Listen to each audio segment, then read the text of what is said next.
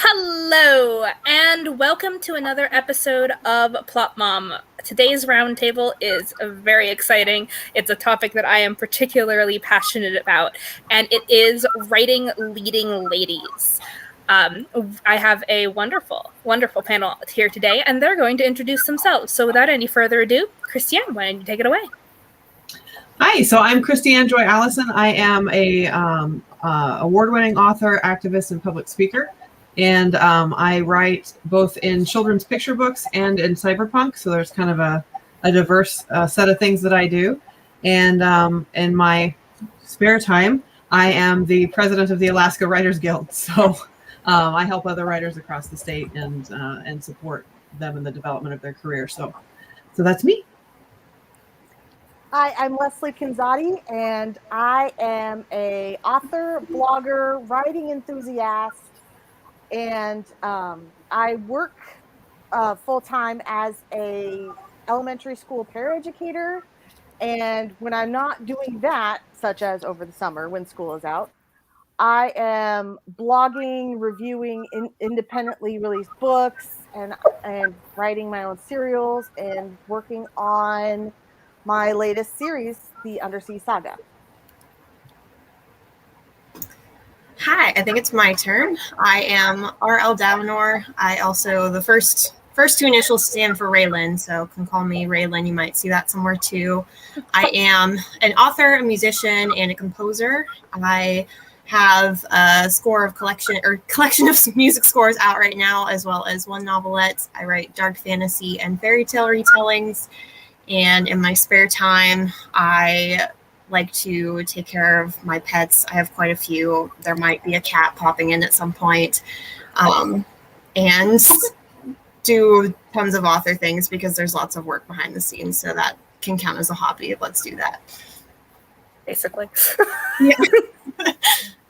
Hi, I'm Tiffany.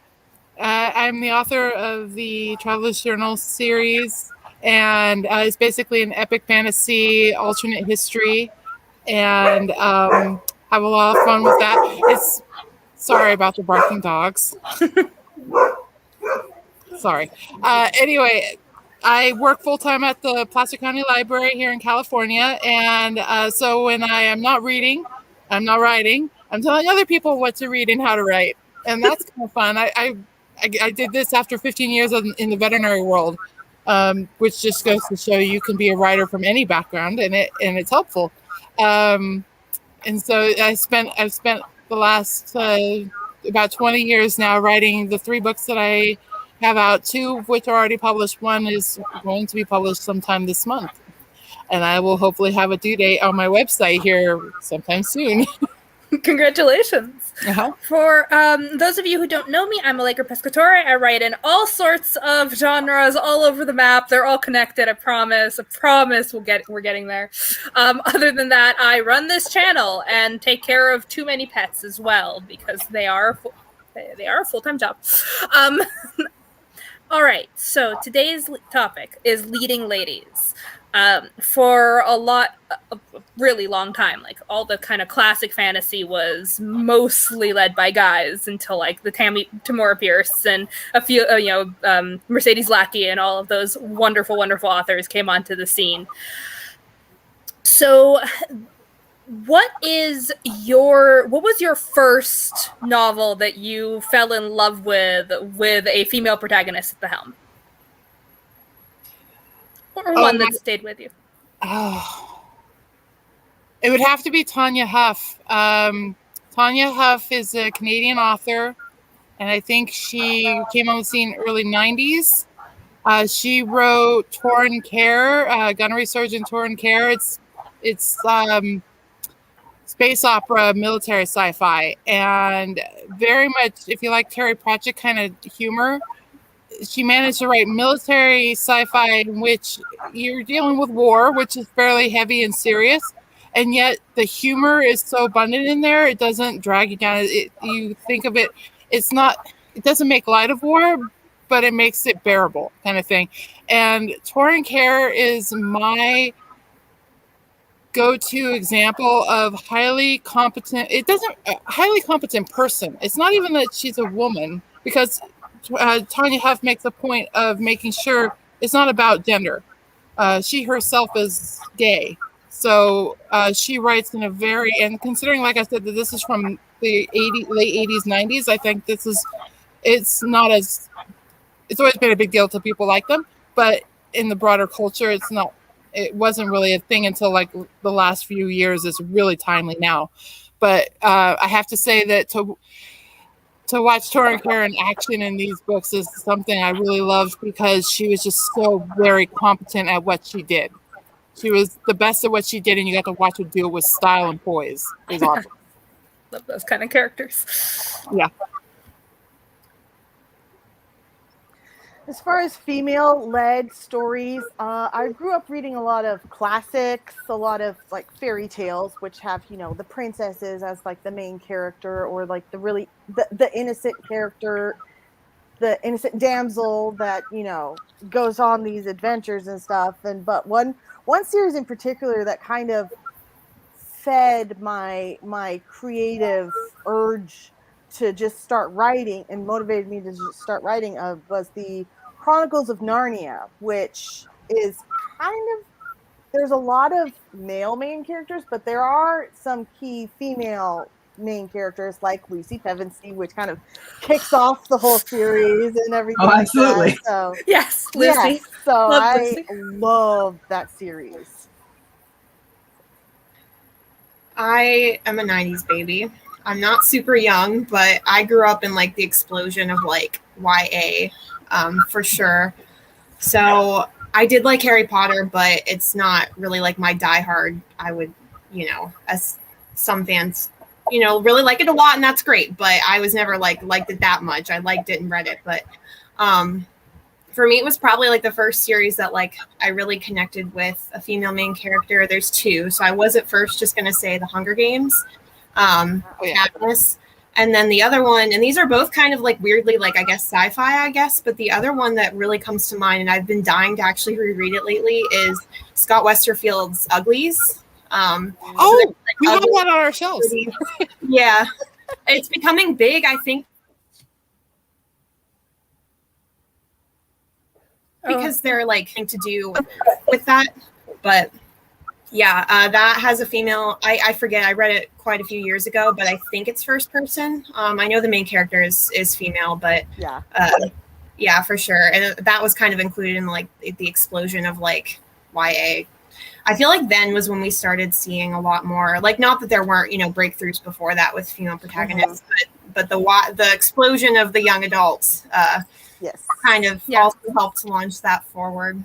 So yeah, I would have to agree. You know, I actually grew up most of my young life with a severe reading disability. And so I made it through college by the grit of my, you know, just determination. And I actually had like assistants where my textbooks and things would be, somebody would actually read them onto a tape back in the day, and I would be able to listen to them. Just to date myself slightly, although it was a little bit late for tapes even then. But you know, so I didn't actually start reading until the YA explosion either, and that's really when I started reading kind of more of what my younger siblings were reading, and more of what, you know, was interesting to them. And so, you know, you mentioned the Hunger Games series, and that one, you know, Katniss's character was a really big one for me. But I think also another one would be Stephanie Meyer's The Host, because in that book you've got two female leads that are like, you know, in this struggle through the whole thing. So different, but they're done so very well. That I really, that's one of my favorite books of all time, is just watching that struggle play out between these two very, very different female characters. So yeah. For me, it's probably his Dark Materials, The Golden Compass. Yes. Oh. Lyra Belacqua is my hero. I loved her because she was so antithetical to so many of the leads that I had seen, because she wasn't this girly girl, but she lied, and she had these like horrible flaws and bad habits, and yet she was still absolutely sympathetic and wonderful and brave, and I fell in love with that completely. which kind of leads me to the first big question that I want to tackle is, for a long time we kind of had a very narrow couple archetypes of women in fiction. You had, the damsel in distress, the strong female character who was just basically trying to be a guy, super sexual, gorgeous, uses sex as a weapon one. But with the advent of YA, with that whole explosion, we finally started to see some different characters, some diversity in there. So what is your method? What is your viewpoint on when you're sitting down to write a book and you're crafting your ladies? How do you do it? What is your mind? Where is your mind at? I think for myself, whether I'm crafting ladies or whether I'm crafting guys or whatever the situation is, I am looking at making them a whole character. I don't want a cardboard cutout. I don't want this two-dimensional, like they're this one thing. And I think that it's really, really important to build in and have a good frame of reference for yourself of what is their strengths and what is their weaknesses, because they're not human if they don't have weaknesses. And if, and even if they have strengths, it's like, well, that's going to be, and a lot of times somebody's strengths and weaknesses are like two sides of a similar coin. It's very, very common to see that where one plays into another. And so the more that you can make it more, connected to your real human experience, the more that the reader is going to sympathize with that and identify that, yes, this is somebody that I really want to root for.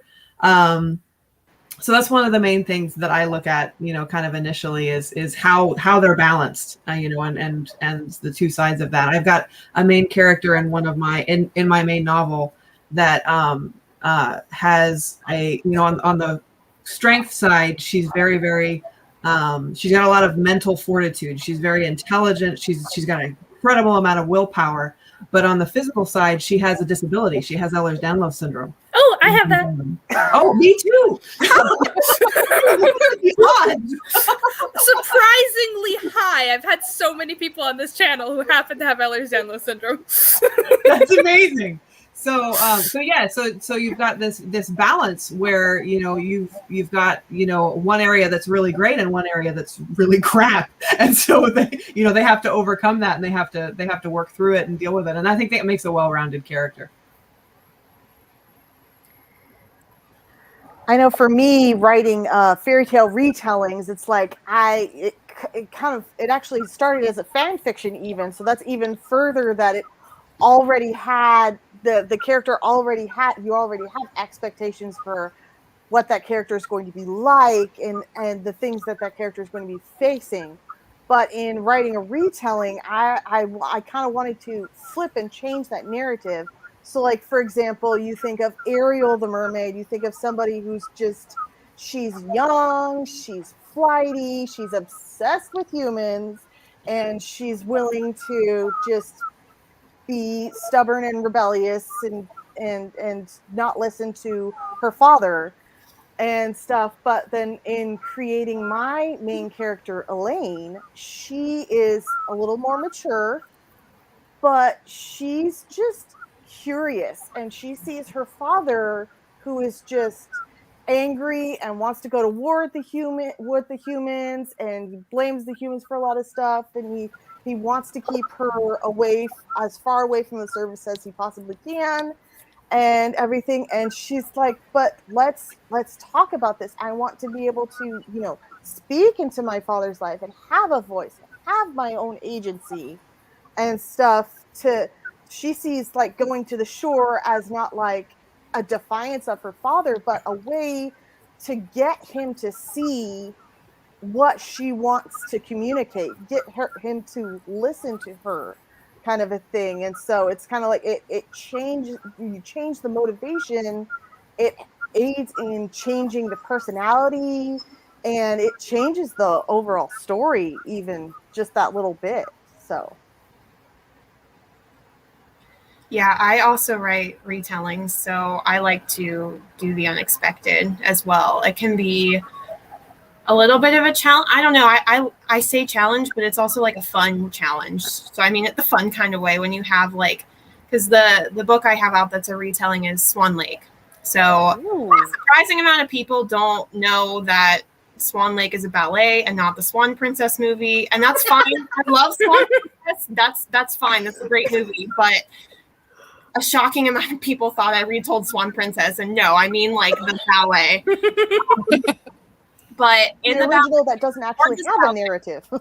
yeah, Right. it's gorgeous ballet, but oh my god, it's such a boring story. And you could replace Ariel with like an inanimate object, or not Ariel. Oh my gosh, Odette, with an inanimate object, and it would be the same story. So, yeah, so that was kind of the motivation for even retelling that story to begin with. But yeah, and in that story, just about that particular character, she is an assassin with an agenda. So I kind of went like full like.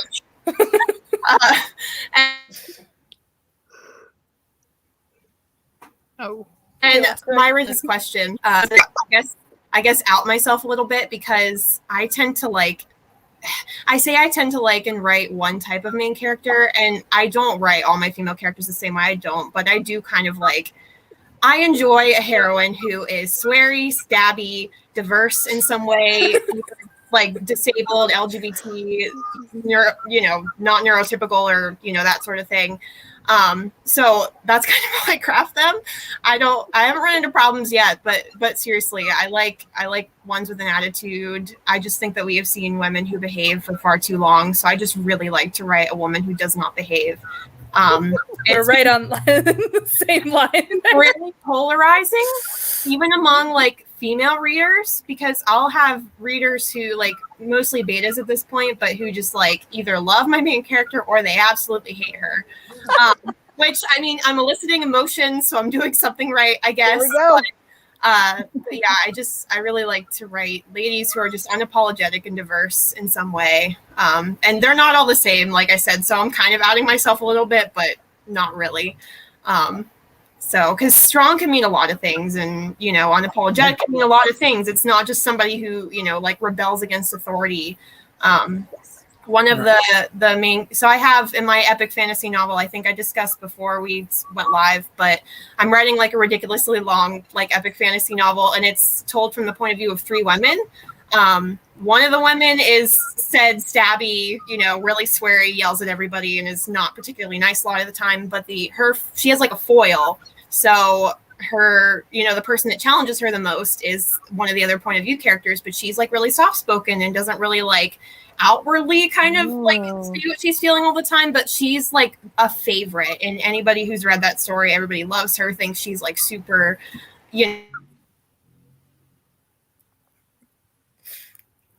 just like so she's definitely just somebody who's like kind of unconventional. But yeah, I guess I've went on probably a little bit too long, but that's kind of the way I craft mine. So yeah, I don't think you have to worry about it, because my books are typically 200,000 words. Well, the last 2. The first one I got to keep down under 130,000. Yay! For epic fantasy. Well, yeah, epic fantasy with that one. My character Nisi, she was very broken, and most of the female characters that I write, I don't really approach it from a gender perspective. It's more like, as someone else is saying, it's like a very complete person, a whole person. Mm-hmm. I like the idea that it's like you look at the person and not the packaging. So oftentimes my characters are a result of circumstance rather than whether or not they're a woman or a guy kind of thing. So I tend to write them like that. Although I did like the idea. I noticed that even in fantasy, we're talking psychic ability, right? And yet, for some reason, it's always the male one who has this overwhelming power, and the woman has to be more subtle.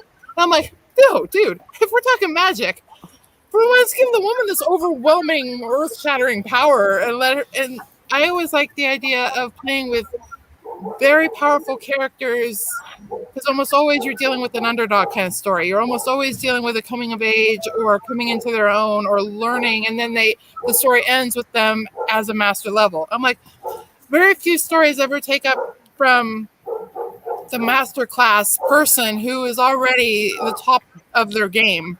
Yeah. Because I think the challenges people face at that level are different than the challenges faced by people who are just learning about their own capabilities. And so I've challenged myself. to try and write the stories I can never find to read. Because the people who wrote the show Leverage, I don't know if anyone's familiar with that. And so this is a little on the vulgar side, but one of the things they always said was that the Leverage show was for people who really love competence porn. And I'm like, oh yeah. I can see that. Yeah, and I wanted to write that character. I wanted my characters, who happen to be women, to also be these very strong, powerful people, but facing unique challenges to people who have so much power. But the idea that you have all this power, you have all this ability, and yet if you involve yourself in the situation, you could actually make it worse. So it's the idea that you have to sit on your hands, you have to find other ways that doesn't involve using all this over, and to learn when to use that power is, I think, a very hard lesson to learn. And so because of circumstances, a lot of the characters that I write, Danny especially, has come away with a major chip on her shoulder. She's been victimized so much, and then she finally realizes what she's got, and she's got a lot. And she's kind of like that elephant that goes through most of its life in a circus, getting poked and prodded and abused, and realizing, wait a minute, I'm bigger than everyone else around me. I am going to squeeze you flat. So my character is the runaway elephant who realizes she's bigger than everyone else, and it's going to take an army to stop her. Amazing. Yeah. So I have a lot of fun, and hers is definitely, it's like, I want to see exactly what I can do. I'm like, dude, you can level mountains. You can't let loose, but they totally deserve it. I'm like, no, you can't. It doesn't matter if they deserve it. It's wrong. So she's learning the lesson of restraint, even though she's got huge chips on her shoulder from people who really, a whole society has basically subjugated people like her. So again, it's not that it's a woman thing or a guy thing. It's that there's a small group of people like her who've been victimized, like the ones who walked away from Omelas. Have anybody ever read that story? No. It's a perfect utopian society that's made possible by the suffering of one child. Sorry, guys. I have a golden retriever bugging me on my computer. It's moving a little bit. Yeah, but anyway, my story kind of like draws inspiration from stories like the ones who walked away from Omelas and a few others with very powerful main figures and the challenges that they face, and to learn patience and restraint and know when to sit it out, no matter how hard it is, and knowing how to influence a situation without making the problem worse, because sometimes it's not about throwing power at a situation. You have to be smart about it. And learning that lesson is actually sometimes hard. Brings me to a question that I wanted to bring up with you all. And this actually comes from a comment here that we got. They give men swords and women's bows. Men throw fireballs and women use healing magic. We've kind of been touching on this. Do you think that audiences receive strength in female characters differently than strength in male characters? Do they actually judge them? And how have you encountered this? Have you had trouble having an audience connect with your stabby, powerhouse ladies? Because I know that I have a character in Where Shadows Lie who is loud and in charge and swears and will punch her way through her problems, and so many people dislike her instantly, whereas those traits in a male character in the same book are thought of as leadership and sexy. Do you encounter these problems? Oh, I base this on the interactions I've had with library patrons and the kind of stories people look for in that sense. And what I've noticed in the trends is mostly I focus on urban fantasy. So I like things like, I don't know if you guys are familiar with Alana Andrews or Harry Dresden from Jim Butcher or stuff like that. And Patricia Brigg. I haven't noticed anybody having an adverse reaction to although I have to say that in all of those examples, once again, they're examples of where, not Harry Dresden, which is by a guy. And he has some female characters who are really powerful and strong. And again, nobody's had I don't think I've ever heard any patrons or my friends who all read the same, or when I'm reading on blogs, I don't think anybody's ever had a negative, like, that doesn't feel right, or I don't like that, or whatever, most of the time they like it. They think it's cool. And it's very common, I think, these days to see women who are stabby and swear and stuff. Lana Andrews, definitely. I haven't noticed it. I have a lot. Actually, I saw that comment about the what was it? Archery, healing magic, and fireballs. So the foil character I mentioned, the quiet one, she does all three. So there we go. Yeah, I definitely have noticed. So similar to Allegra, I have the main character in the novel I described a little bit ago. She kind of comes right out of the gate, like really just, it's from her point of view for the first couple of chapters, and her inner thoughts are not pretty. And I wanted to do that to make a point at first, to kind of weed out, the people who just might not want to read a story about that. But yeah, beta feedback was very polarizing. Some people really liked her. A lot of people really didn't. I don't want to generalize, because I'm not here to, like say that all men have an issue with this, but I found that she was especially polarizing with men. Just from what I found, that might not have been a huge enough sample to kind of determine whether or not that would be across everywhere, but men tended to have more of at least a stronger opinion. So maybe the opinion wasn't necessarily, completely negative, but they tended to kind of be louder about their opinions about it than a female beta reader who also had an opinion, but maybe just didn't feel the need to be as, assertive about it, I guess is a good word. So absolutely. I would say that one of the things that I take into consideration on that subject is that personality type is more polarizing, whether it's in a man or a woman.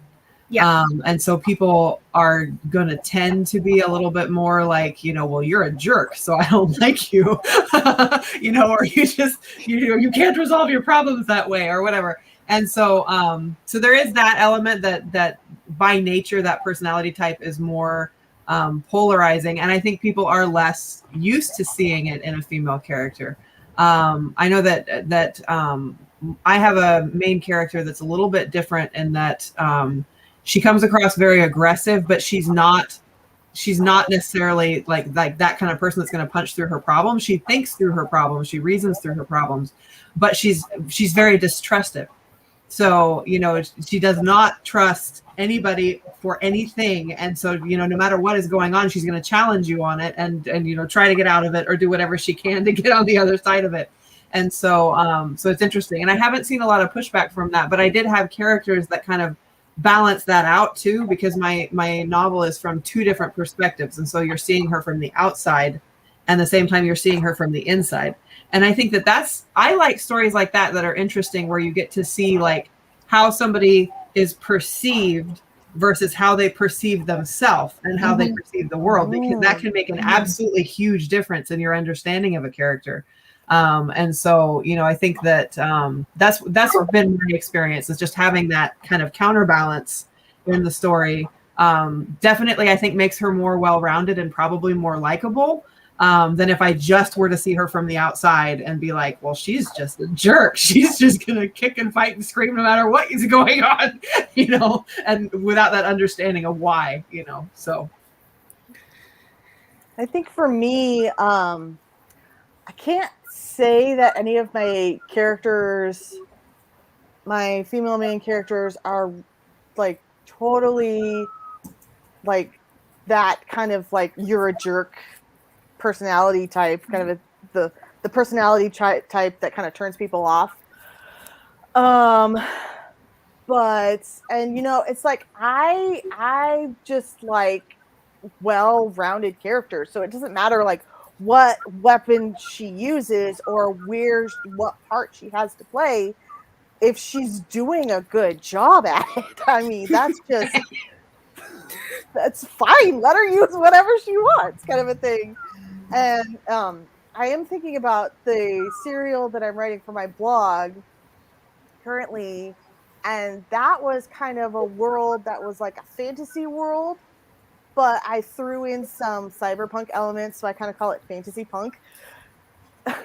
because there was one character who she liked to use guns, and she had cybernetic implants. So, like, and she thought it was a supernatural gift and everything, and a superpower. And then she realizes that no, it's actually machines that enable me to do what I need to be doing and stuff like that. What I can do, and so it's just I have a mix of male and female characters, and they have different levels of different styles of like these superpowers kind of a thing, and it plays into their personalities and the way that they interact with people.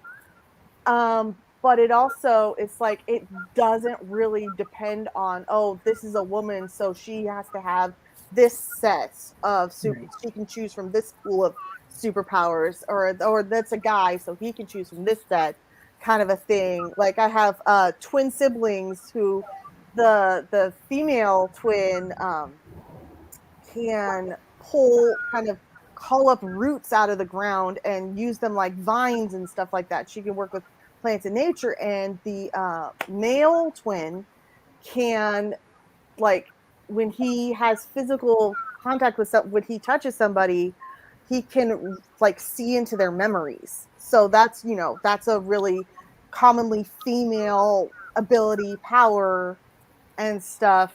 But I gave it to him because it worked for the role that he had to play in the story. So yeah, unless there's a really compelling reason not to do this, what I generally do is I craft the power set and the role in the story, and then I just roll a dice.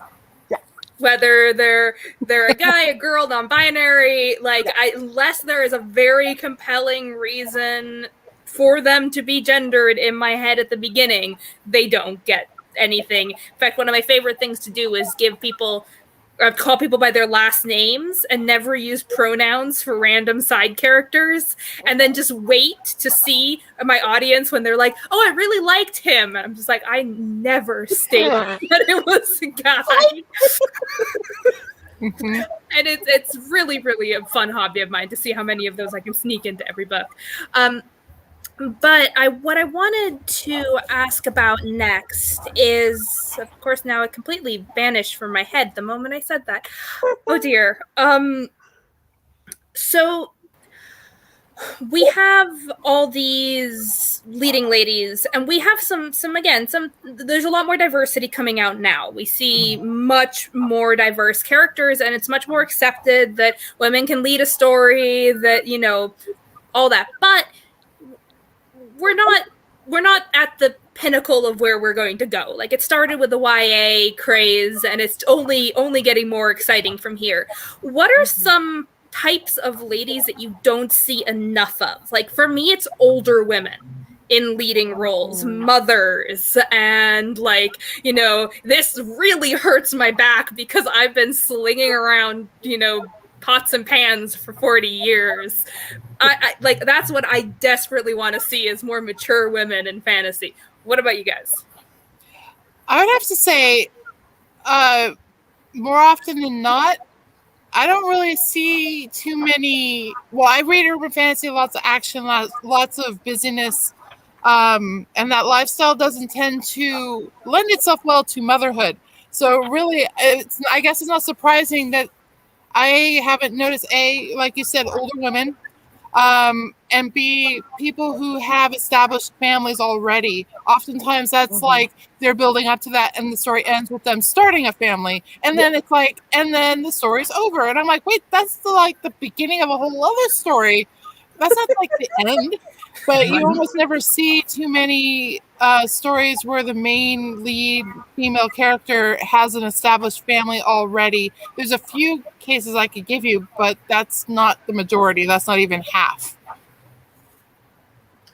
On that same note, I know that there's so much of a trend of that, and a lot of it, there's a lot of there's the huge romance genre, right? But even aside from that, and in a lot of stories, you'll have a romance that's going through a series or whatnot. And one of the things that I would echo is that getting to, oh, we're together, is like the end, and that bugs the crap out of me.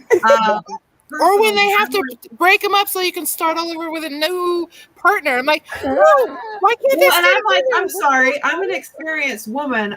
There's a whole lot that happens after you get married. Like there's there's a whole lot that goes on, and there's a whole lot of working through things and everything else. And so like that's what I'm actually aiming for with my series is like you are seeing them in the first book, you know, when they're very first meeting each other and going through.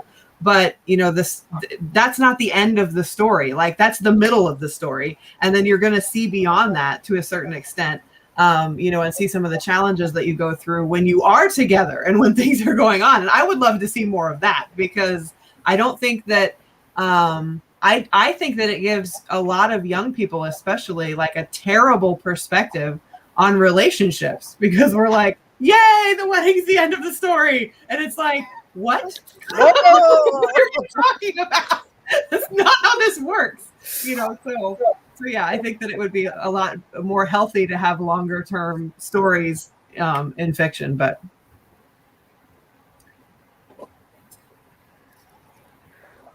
I think for me, the thing that I enjoy seeing and like I'm instantly drawn to stories that kind of have that is when the main female character has a strong support system, because so many stories, especially in YA, is like the main character has to be completely isolated and she has to be going out on her own and everybody around her is just completely rejecting her, and like her motivation is to strike out on her own because she ain't getting no support from anybody else, kind of a thing.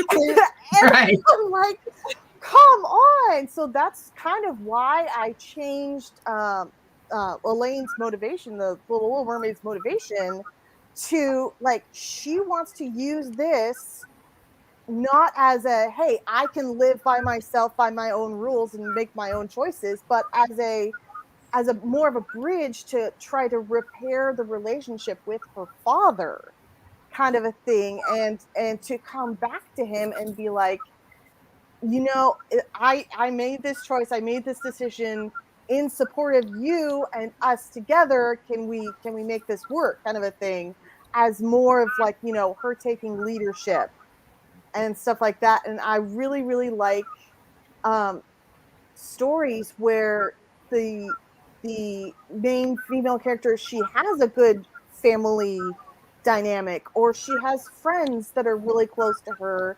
that come through and support her when she has to be making these choices and stuff, and just showing readers that you don't have to make a decision all by yourself.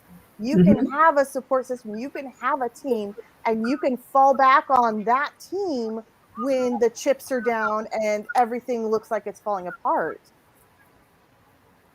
And that's good. Absolutely. And that's healthy. I would like to see less heteronormativity overall. That's, I guess, not specifically a woman issue, but there is kind of a niche of that. That's, I guess, female / you know, people who identify as female specific, but kind of pandering that to the male gaze a little bit, or just like really, you don't really see this thing too often, and a lot of like LGBT kind of fantasy popping up here recently. So thankfully it's not super common, but just more like, I don't know, like women loving within relationships that, like, you know, like they can be that way and it's fine and it's normal, or, you know, a transgender character that's normal and fine. And just, I love romance, so I'm not gonna like sit here and pretend that I don't like it, and I don't like, you know, I don't read a ton of, you know, perfectly straight fantasy romance, but it does definitely get a little tiring to just read a book that you really enjoyed, get all the way to the end, and you're like, wait, like there was nobody, because surprise, surprise, I'm queer, but like there was nobody like me in this book. Like there was nobody that even had like an inkling of a thought like me. It can just be really, really polarizing, especially since a lot of these like fantasy romance books are geared toward female readers.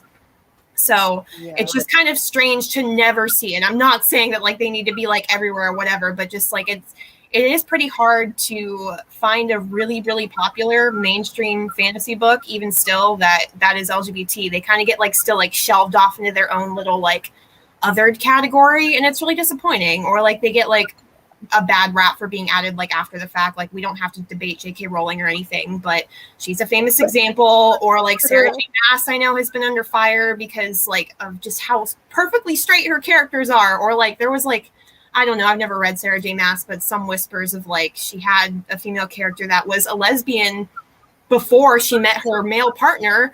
Like just stuff like that is kind of what you tend to see in the really popular stuff. And it's just kind of irritating that there's not at least one. Can I please just have one that's just a nice little lovely queer thing that I can just enjoy, and not just me, but plenty of other, you know, queer people. But yeah, that would be my little rants, even though, sorry, maybe it wasn't super leading with. No, it's valid. It's valid. Yeah. On my point, I really like that point because God, I can't remember who said it, but it's like you write the books you can't find to read. There is I enjoy the occasional like the romance angle is very popular in urban fantasy. The thing is like as an asexual, that's it's rare flat out because it's like 1% of the population. But when you're an asexual, you really don't get how people can glance across the room and fall instantly in love and be married 2 months later and stay in a rotten relationship because the sex was good. And I'm like, as an asexual, you guys are making insane choices for something I really don't understand.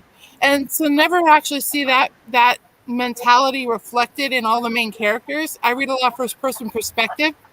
And I never can feel like I can relate to the main character because it's like I'm standing next to a friend, but I can never say, I know exactly what you're thinking because I don't get it. And I never, ever find anybody writing stories from the perspective of an asexual because I guess sex sells and there's no sex in an asexual book. So I have to tell you'll you, never see that be very right, popular. right here on my shelf.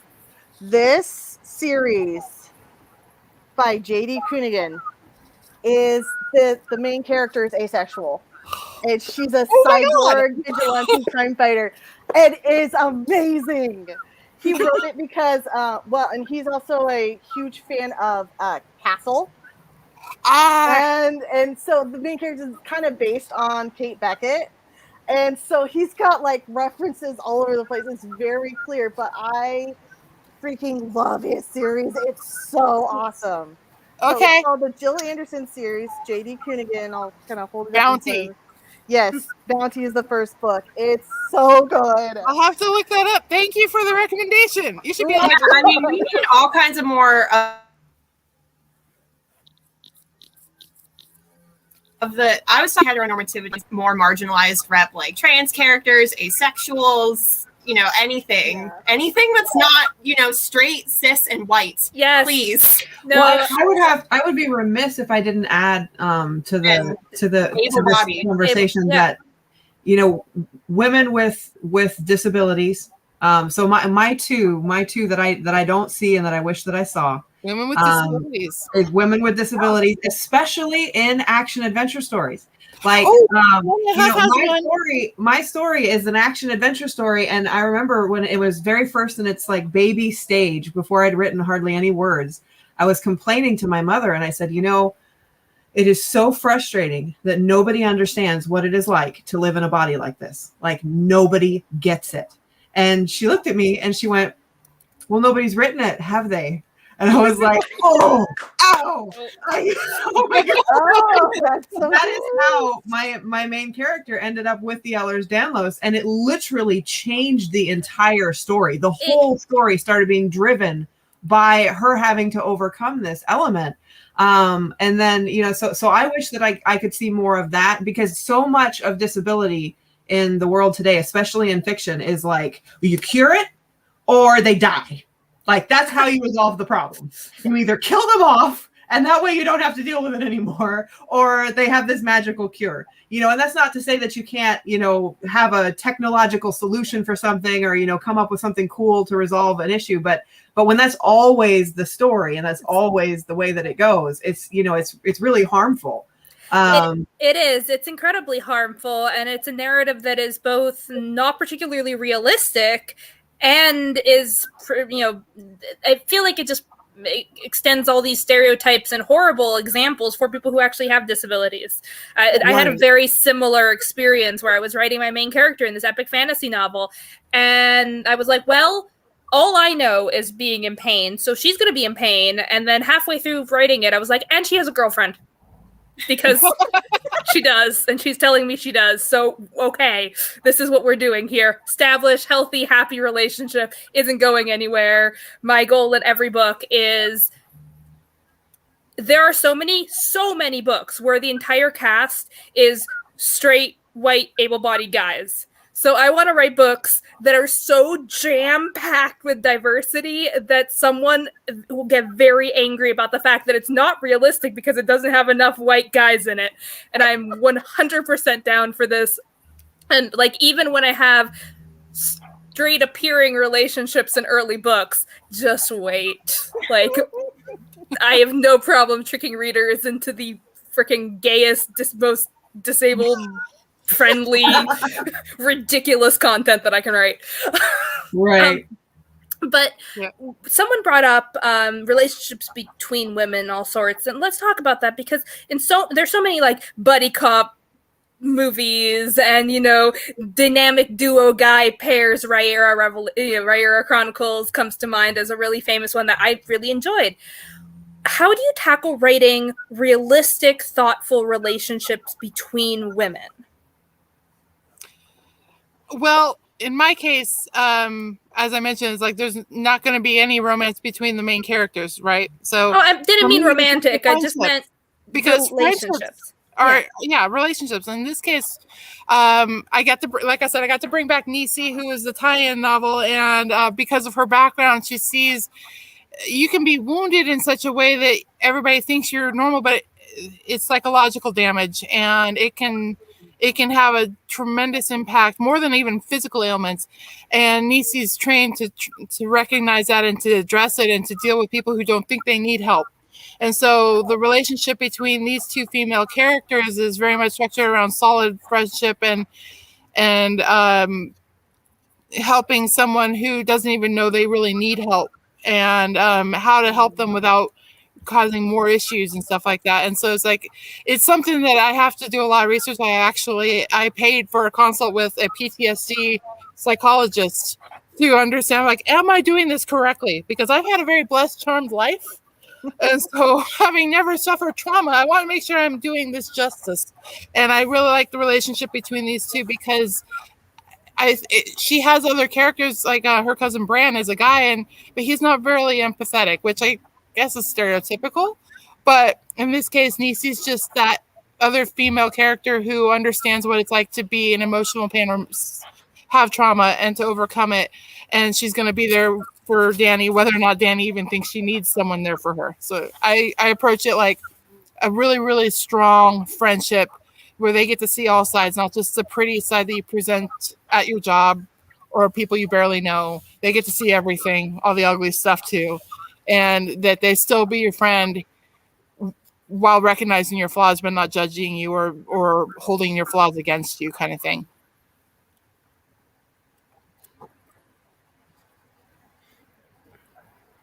I think that one of the things that, you always have to keep in mind, whether you're writing female characters, male characters, non-binary, like there's no absolutes, right? There's always going to be your percentage of people that don't fit the standard, that don't fit the, what typical tendencies and things like that.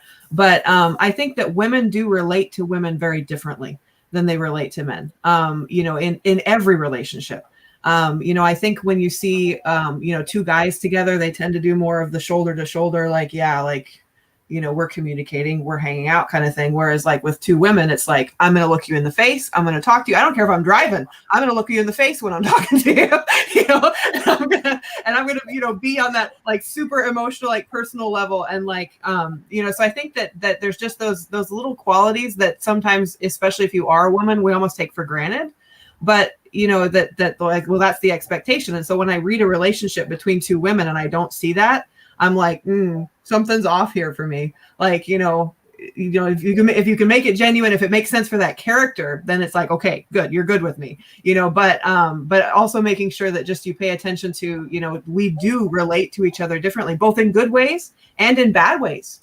There's a lot of research and things like that talk about the fact that, women dominated workplaces tend to sometimes have some of the most vicious, like behind the scenes stuff going on between employees and whatnot, because women are so much more verbal traditionally, or, typically, than, guys that are going to be like, I don't like you, or, going to come up and tell you like, I have a problem with you. And they'll be like, I don't like you back.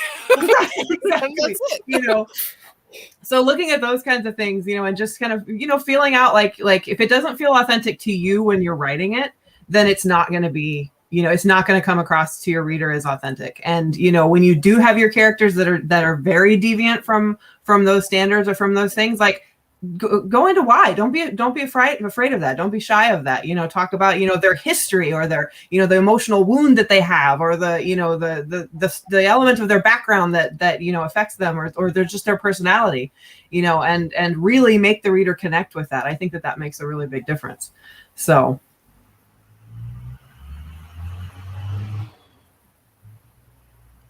Leslie? Well, I was trying to think of my female characters and how they interact, how they relate to each other. In my current work in progress, I actually have 2 female characters who have a magical kind of psychic connection.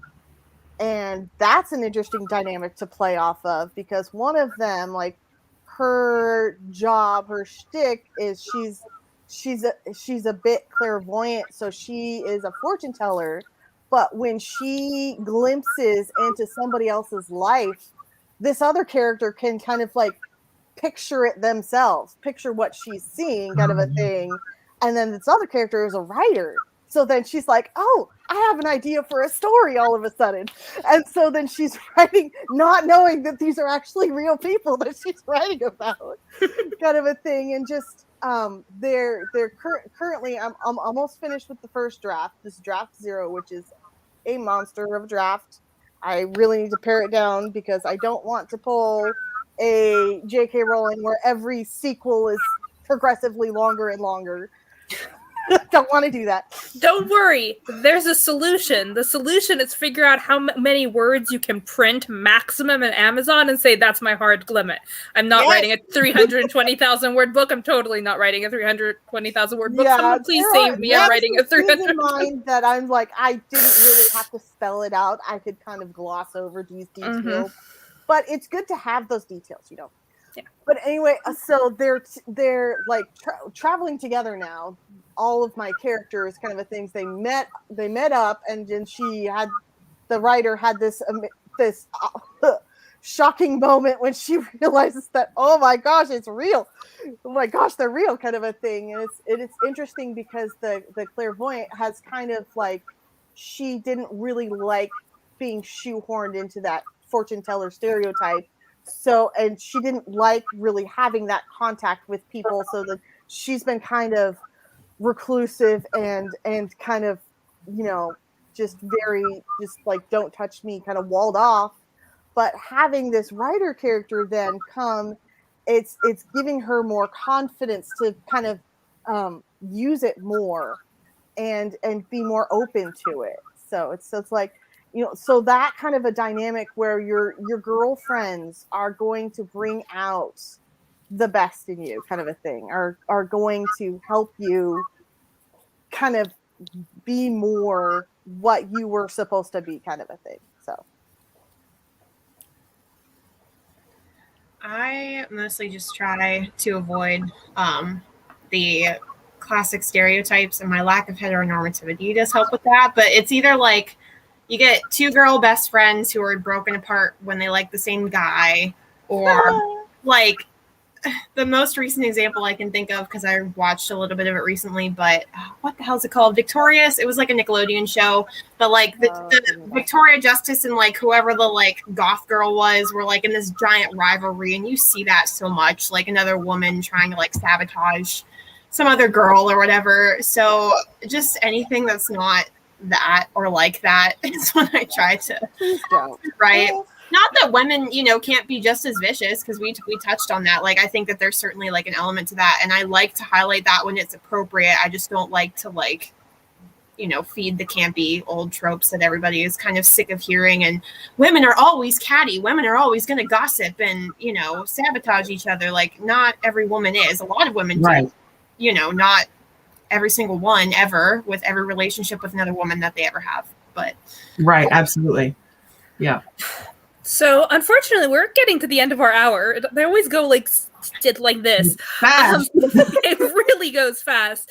So, before we say our goodbyes, I'm going to ask one last question, and I'd like you guys to answer it and then give your outro, let people know where to find you, how to support you. And the question is, if you could retire one trope for good, just make it disappear out of the public conscience, never see another book written with it again, what would that trope be?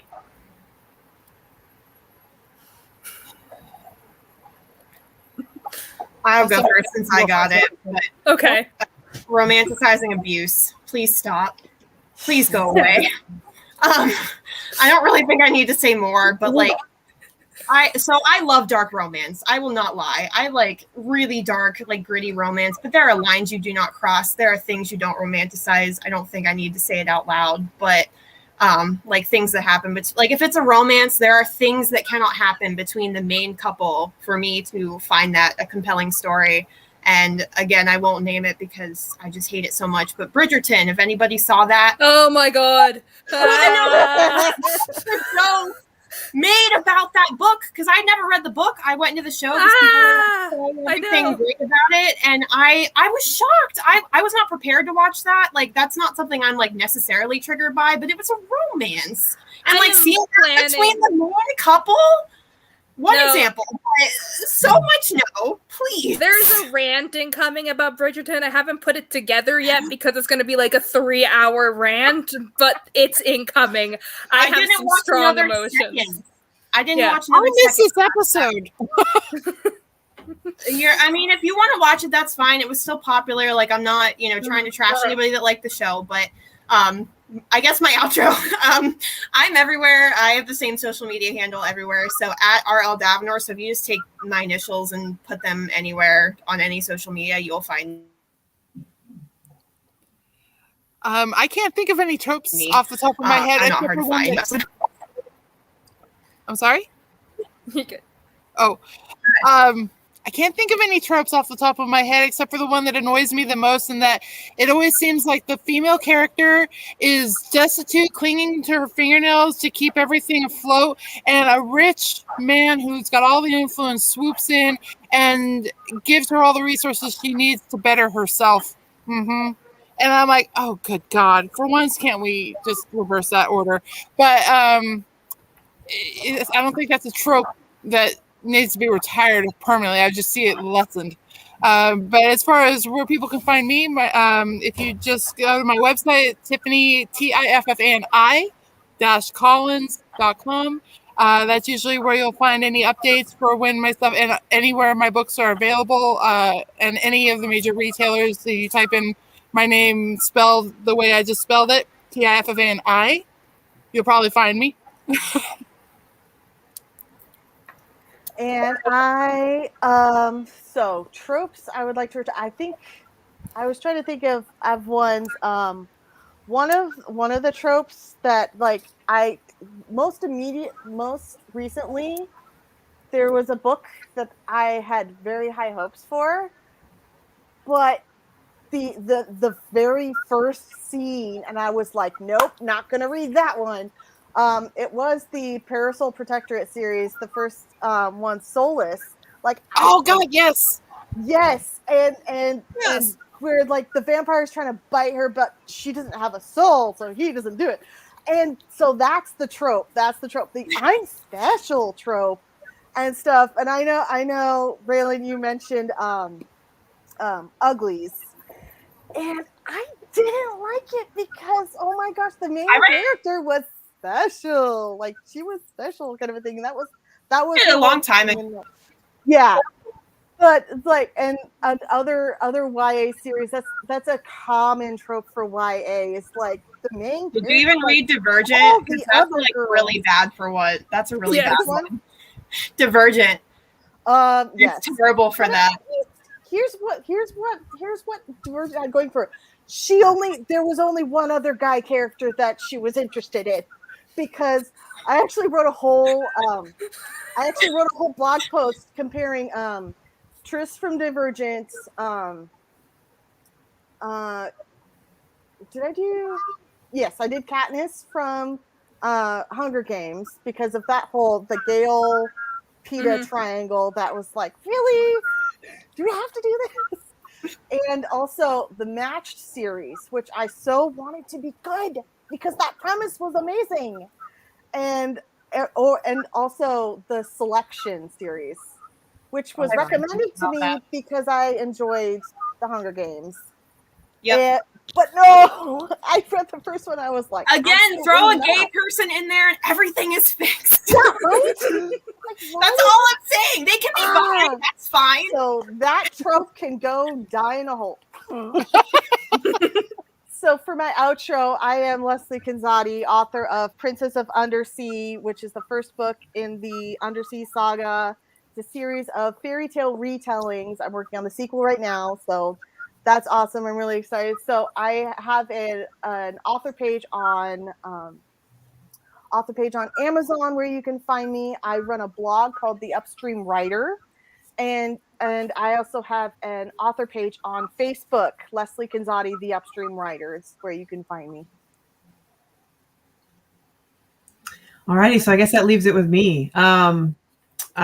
This one is tough, but I think it's probably the one that I already referenced, which is that, you know, the trope that I would like to just go away and die is that, you know, the disabled character has to either die or, you know, die saving everyone, or that, you know, they have to miraculously be all better and have no problems. Because let's be realistic, nobody has no problems. So I would like that one to just go away and be gone forever. But my books are the Infinitus Saga, and so I have a little novelette, The Global Fellowship, and then I have the Infinitus, which is really cool. You actually get to see the woman walking out of the center of the brain. My designer was just amazing. So you can find my books most places on Amazon, on Smashwords. You can find me on social media at Christiane Joy Allison. And Christiane looks like Christian with an E on the end. So I tend to publish under that because nobody else has that name. Lucky for me. So so yeah, at Christiane Joy Allison, you'll find me on Facebook, Twitter, and Instagram. And yeah, you can connect with me. You can send me a message. You can tell me what you think about my books. I absolutely love it. I love hearing feedback. So that's a big thing for me. Fantastic. Well, thank you all for coming. For those in the audience who don't know me, I'm Allegra Piscatore. You can find me at Author Allegra pretty much anywhere, and mostly on my Discord, which I just linked there. It's a safe and fun place for authors and readers of all type, especially welcoming to disabled authors and queer authors and anything out of the usual. We are a weird and eclectic bunch, but we have a lot of fun. We do writing sprints. We talk about the books we've been reading. We really just have a blast pretty much every night on voice chat. So if you like to socialize with a whole bunch of literary-minded people, come in and jump in. And if you are going to still be around in an hour, we are doing another live stream with Christopher Russell, who's one of my co-authors, and we're talking about flawed characters and our trash fire children. So that's going to be fun. It's going to be at 9 p.m. Eastern. I hope you can all stick around for it. Until then, thank you all for coming. And as far as my trope that I want to throw in the waste paper basket and never see again, it's that girly things aren't cool. I want my characters to like cooking and gardening if that's what they like. I want them to like pretty dresses if that's what makes them happy, and that doesn't make them any less kick-ass or independent or amazing. all interests are valid, actually. Yes. That's my hot take for the evening. And with that, thank you all for coming. Thank you to the audience for your lovely questions and comments. And we'll see you next time.